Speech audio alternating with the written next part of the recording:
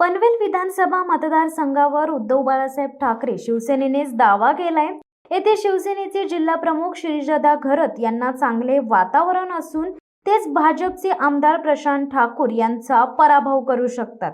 या मतदारसंघावर शेकाप जरी दावा करीत असला तरी सध्या शेकाप महाविकास आघाडीत आहे।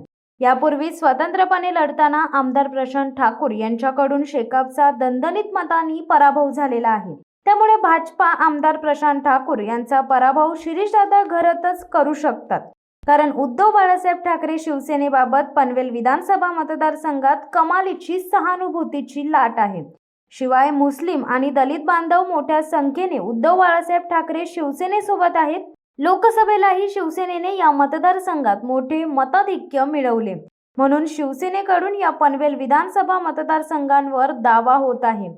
श्रीदादा घरत यांनी मतदारसंघात बैठकांचा सिलसिला सुरू केला असून त्यांना लोकांचा चांगला प्रतिसाद मिळत आहे।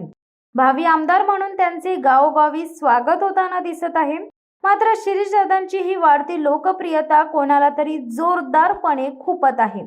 यातून राजकीय पोटदुखी सुरू झाली असून उरणप्रमाणेच आता पनवेलमध्ये शिवसेनेच्या विरोधात बातम्यांची पेरणी सुरू झाली आहे।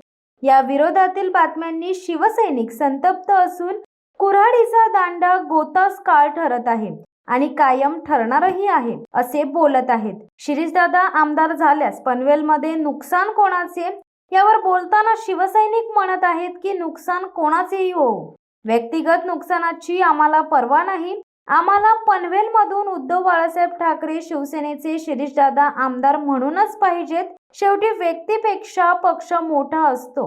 जे श्रीदादांच्या विरोधात समोर येतील त्यांना शिवसैनिक आडवे करतील। आता एकच वादा, आमचे भावी आमदार Shridada. शिवसत्ता times news bureau Panvel. दे धडक बेधडक वृत्त देणाऱ्या आपल्या शिवसत्ता टाइम्स न्यूज चॅनलला लाल बटन दाबून सबस्क्राईब करा आणि बेल आयकॉनला क्लिक करायला विसरू नका।